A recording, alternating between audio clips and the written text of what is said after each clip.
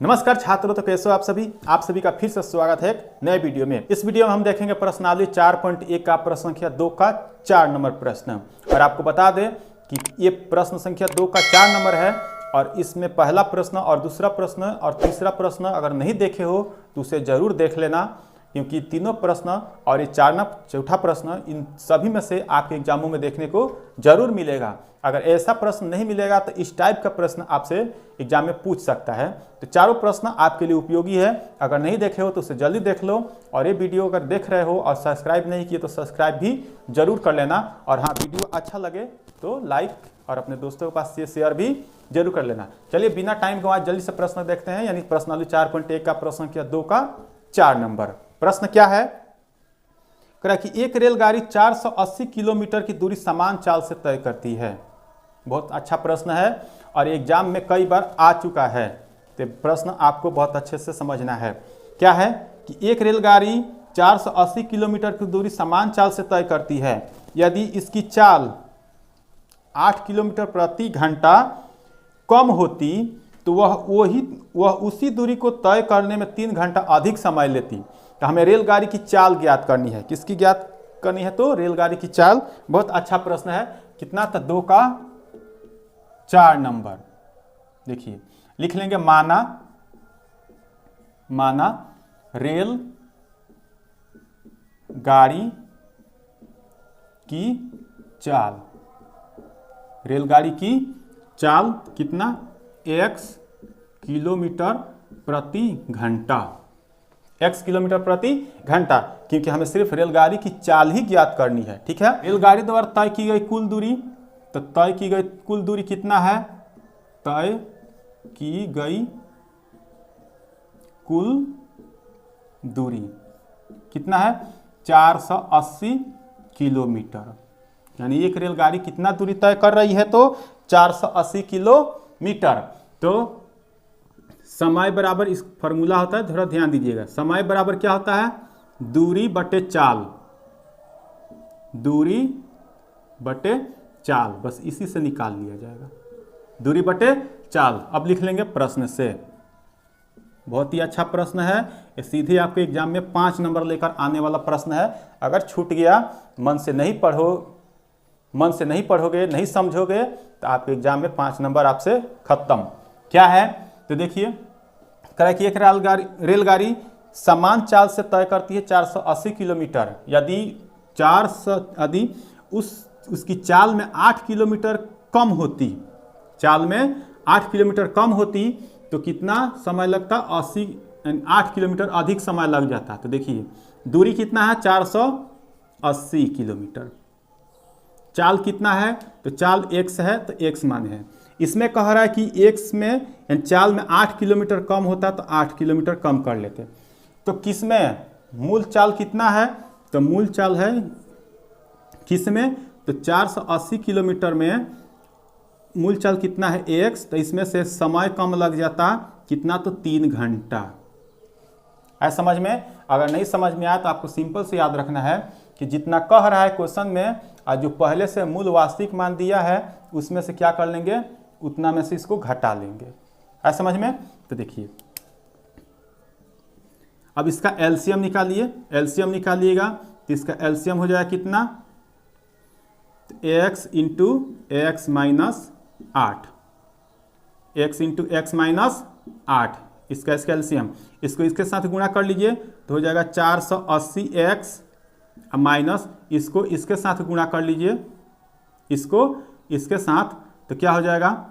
480 into x minus 8 अब बराबर में हो जाएगा 3। है ना समझ में? देखिए थोड़ा प्रश्न बड़ा है और बहुत आसान है।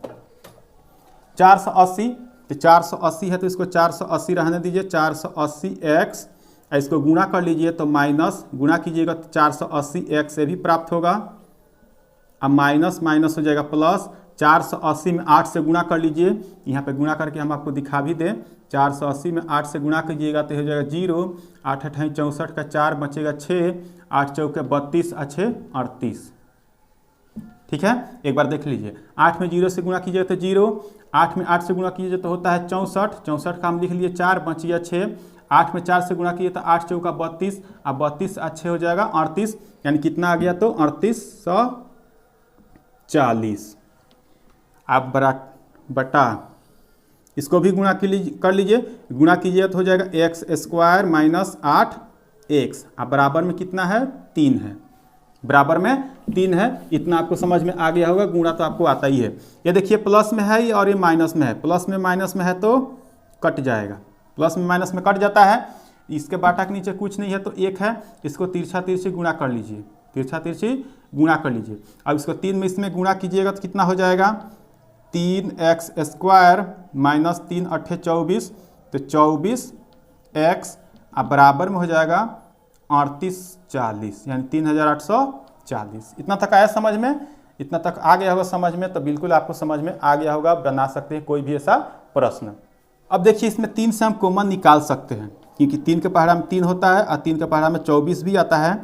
इसमें से 3 कॉमन निकालिए, सिर्फ 3 कॉमन निकालना है और कुछ नहीं, तो बचेगा एक्स स्क्वायर माइनस 8x बराबर में 3840।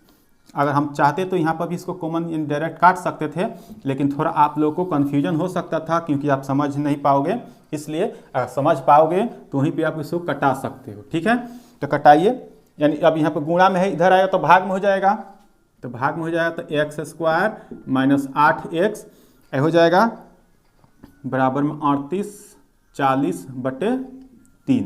भाग कर लीजिए, कितने बार में कटेगा तो देख लीजिए, हम आपको भाग करके भी दिखा दे रहे हैं ताकि आपको समझने में कोई दिक्कत ना हो। 3 एकम 3 कट गया, 8 बचा, 3 दूना 6, 2 बचा 0, 3 अट्ठे 24, 0 बचा तो 0 को यहाँ लगा दीजिए, कितना हो गया 1280 बार में ये कट गया, 1280 बार में। या एक्स स्क्वायर माइनस 8x बराबर 1280। इसको क्या कर लीजिए तो पहले साइड लिख लीजिए, x square minus 8x minus 1280 बराबर 0। आया समझ में ना? देखिए कितना आसान प्रश्न था। प्रश्न थोड़ा भारी भी है, इतना आसान भी नहीं है, लेकिन आपको समझना बहुत ज़रूरी है। अगर समझ गए हो तो आंसर निकल जाएगा।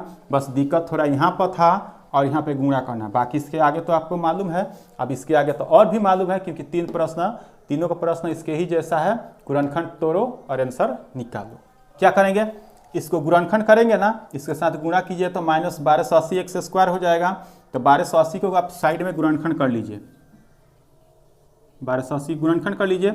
2 से कट जाएगा, 2 छक 12, 2 चौका 8, 0। ये भी 2 से कट जाएगा, 2 3 6, 2 दूना 4, 0, 320। अभी भी कट जाएगा, 16 दूना 32, ये भी कट जाएगा 2 से, 2 अट्ठे 16, 18 दूना 8 दूना 16 होता है। 2 से कट जाएगा 40 बार में, अभी भी 2 से कट जाएगा कितने बार में 20 बार में। 2 से कट जाएगा कितने बार में 10 बार में, और 2 से कट जाएगा 5 बार में। शायद आपको दिखाई दे रहा होगा, जी बिल्कुल दिखाई दे रहा है। अब इसमें प्रश्न ऐसे अंक को अपने में गुणा करके देखिए जिसको गुणा करने पे 1280 हो जाना चाहिए, यानी 1280 माइनस 1280 आना चाहिए, और जोड़ने या घटाने पर माइनस 8x भी आना चाहिए। इस बात को भी ध्यान देना है।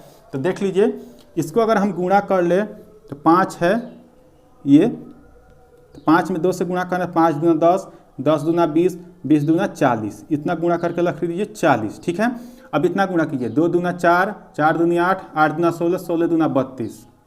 एक ही बार में मिल गया, एक ही बार में मिल गया। अब देखिए तो 40 में से 32 घट जाएगा तो माइनस 8 बच जाएगा। अब 32 40 को गुणा कीजिएगा तो माइनस 1280 भी आ जाएगा। कितना आसानी में आ गया। ठीक है, तो इसको आप लिख लीजिए, एक्स स्क्वायर माइनस, किसी को पहले लिख सकते हैं, कोई दिक्कत नहीं है। चलिए हम प्लस को ही लिख लेते हैं, 32x माइनस 40x माइनस 1280 बराबर 0। अब क्या करेंगे, कॉमन निकालेंगे। तो कॉमन निकालेंगे दोनों में, तो x कॉमन निकलेगा तो यहाँ बच जाएगा x प्लस में 32। इसमें से कॉमन निकलेगा क्या चीज़, माइनस में 40, तो यहाँ बचेगा x माइनस 32। सॉरी, क्योंकि यहाँ पर माइनस निकल गया है तो कॉमन में तो हो जाएगा प्लस में बराबर 0। ठीक है, अब एक बार जैसे प्रश्न बन रहा था अब सब वैसा ही है। एक बार ब्रैकेट के वाले लिख लीजिए, x प्लस में 32, एक बार लिख लीजिए जो बाहर निकाले थे x माइनस में 40। बराबर 0। सबको एक एक करके बराबर कर लेंगे। तो x प्लस 32 बराबर 0 हो जाएगा, x माइनस 40 बराबर 0, या प्लस है तो दूसरे साइड जाएगा तो हो जाएगा माइनस 32। ये है माइनस में तो चला जाएगा तो 40। ठीक है, अब एक चीज़ यहाँ पर देखिए, एक प्लस में आ गया एक माइनस में आ गया, तो चाल कभी भी माइनस में नहीं होता है, इसको भी ध्यान रखना है, क्योंकि चाल कभी माइनस में नहीं होता है। क्यों नहीं होता है? क्योंकि गाड़ी मान ली यहाँ से है, अगर थोड़ा सा भी चल दी तो कुछ तो चाल उसकी होगी, 1 सेकेंड के प्रति स्पीड से या 2 सेकेंड से या 5 सेकेंड या किलो में कुछ भी होगा, तो चाल कभी माइनस में नहीं होता है। यानी जो x का मान माइनस 32 आया है वो नहीं होगा, क्योंकि चाल का मान 32 नहीं होता है। कितना हो गया? x का मान 40। तो क्या माने थे? रेलगाड़ी की चाल, तो लिख सकते हैं अतः रेल गाड़ी की चाल कितना, x के जगह पर कितना लिखना है, x ही ना था, x के जगह पर अब लिखेंगे 40 किलोमीटर प्रति घंटा। ये हो गया आंसर। देख लिए कितना अच्छा प्रश्न था, और आपसे एग्जाम में 5 नंबर का प्रश्न आएगा ही आएगा, ये नोट करके रख लीजिएगा, 100% आएगा। ये 5 नंबर आपका हो सकता है अगर इसको अच्छा से समझ जाओगे तब। एक बार में नहीं समझ में आया तो 2 बार देखिए, 2 बार नहीं आया तो 3 बार देखिए, जब तक समझ में नहीं आया तब तक इसको समझिए और अपने से बनाने का भी प्रयास कीजिए। ठीक है, तो इस वीडियो कंप्लीट हुआ, यानी प्रश्नावली 4.1 पूर्ण रूप से समाप्त हो चुका है। अगर आप वीडियो को नहीं देखे हो पूरा वीडियो, तो पहले उस वीडियो को देख लीजिएगा, ताकि यहाँ से जो बाकी प्रश्न गुणनखंड हो रहा है वो आपको इस वीडियो में यानी प्रश्न में आसानी से समझ में आ जाएगा। ठीक है, और फिर से कहा दे कि चैनल को सब्सक्राइब नहीं किए तो सब्सक्राइब कर लो, और एक वीडियो अच्छा लगे तो लाइक भी जरूर कर लेना।